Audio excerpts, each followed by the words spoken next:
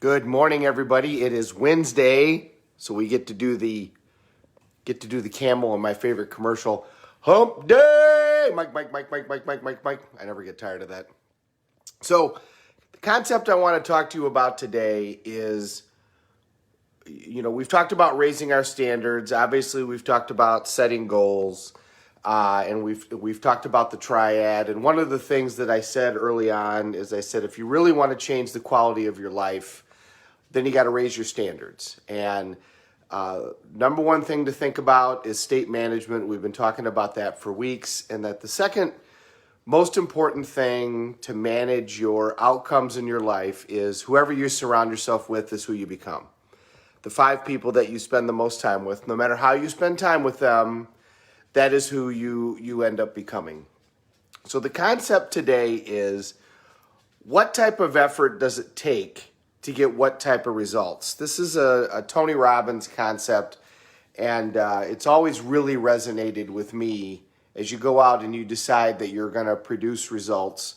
There's a reason that surrounding yourself with people that are outstanding achievers in every way makes such a difference, because then you have those standards. Water finds its level, and outstanding achievers are outstanding achievers for a reason. They put forth a certain amount of effort in a certain area, and they have standards in that area. So let's talk about this basic concept. If you do a poor job at something, T's here this morning. If you do a poor job at something, what type of results do you think you get? Most people are going to say poor. Poor job, poor results. Well, that used to be the case a long time ago, but that's not the case anymore. If you do a poor job, you actually get penalized. You don't get poor results, you get punished. I mean, think about it. If you do a poor job at work, do you get to stay working, especially after this situation that we're going through? Or are you going to be right-sized, downsized, career change opportunity? Is that what's going to happen for you? Yeah. A poor job equals penalized. So now, if poor is like on the floor, there's a big step to like waist level here, and then that's good. So if you do a good job at something, what type of results do you think you get? Some people are going to say good. Good job should equal good results. Again, that's the way it used to be, but that's not the way it is anymore. If you do a good job, the results that you get are poor. Poor, you get punished. Good job, you get poor results. And think about this for a minute in your life. Think about something that your standard was, I'm going to do a good job. And then think about the results that you got. Think about managing your physical body. Think about money.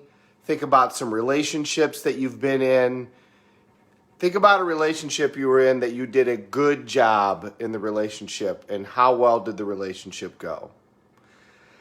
I remember I used to do a ton of family law, just a ton of family law. That's how I kept the lights on in between personal injury cases. And I was very passionate about it for a long time because I knew a lot about it. I came from a divorced family. My dad was a divorce lawyer at one time. So was my grandfather. So were all my dad's friends. They were all divorced. My grandfather was a divorce judge. So, I knew a lot about it, and I was very passionate about it. And I remember people would come into my office and, one example. Guy comes in my office and his wife is leaving him. And this was a tradesman. This was a blue-collar guy. Wife comes in, he comes in. Wife is dumping him. She's found somebody else and she's moving on.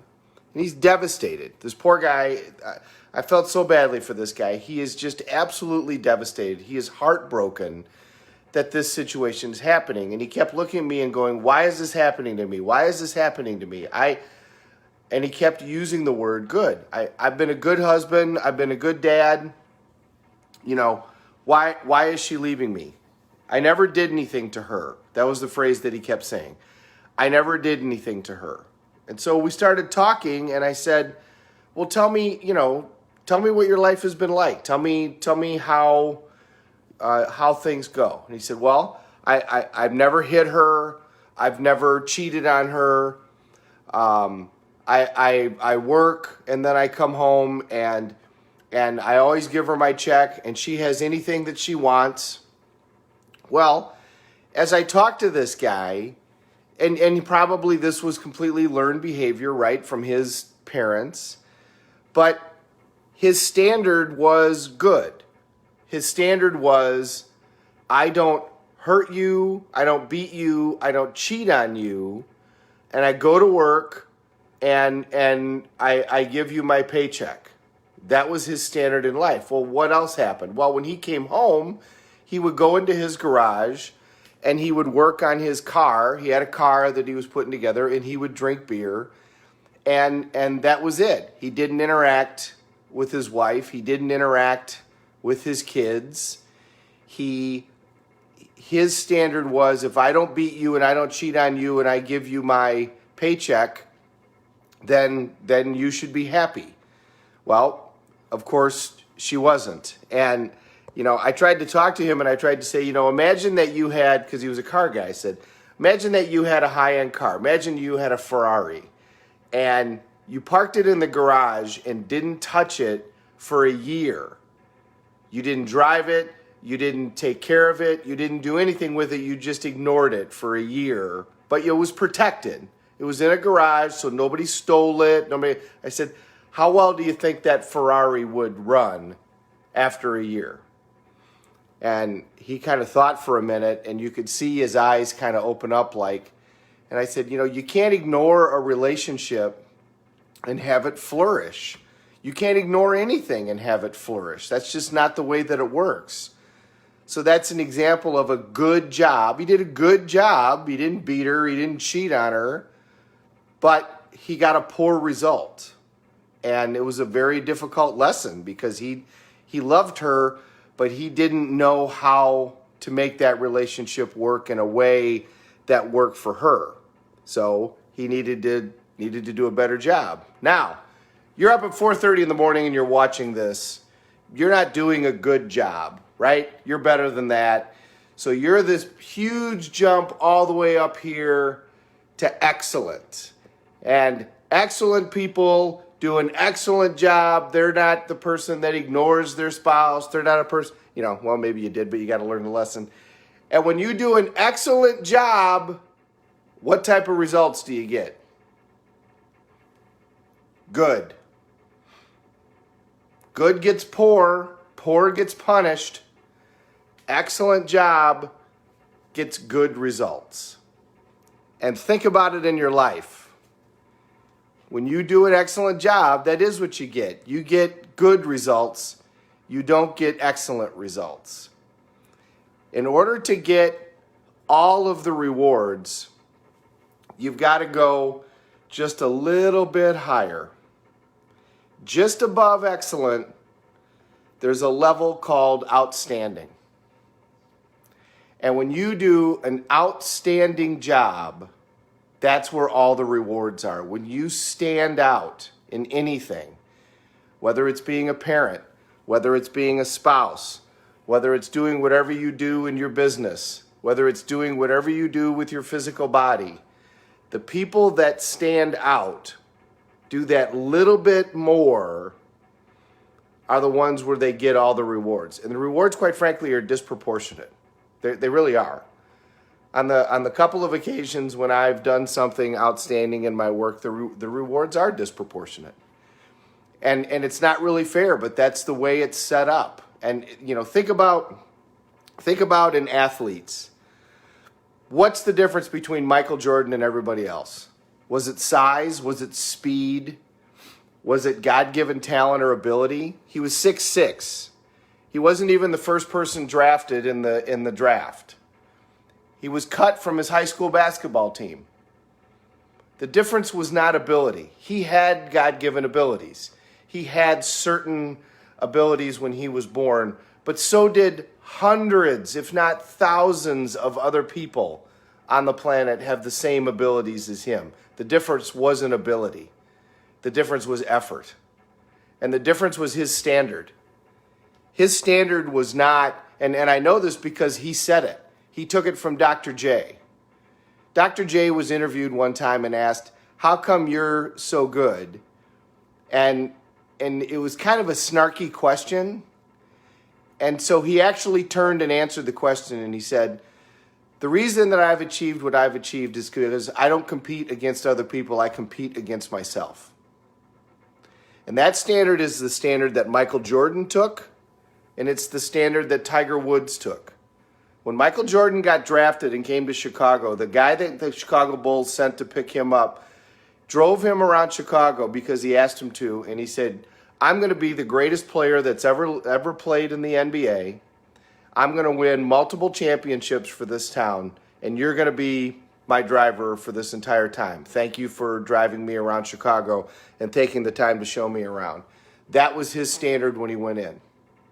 Tiger Woods came into the Pro Golf Tour and won everything. He went to Augusta, and he absolutely obliterated the course.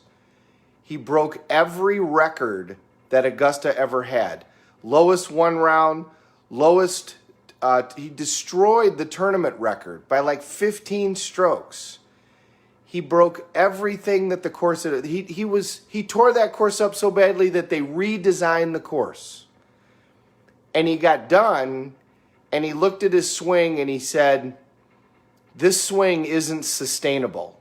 It's attainable, but it's not sustainable. If I keep swinging like this, I'm going to end up damaging my back, and I'm not going to be able to achieve my outcome, which is to be the greatest professional golfer that's ever lived, better than Jack Nicholson."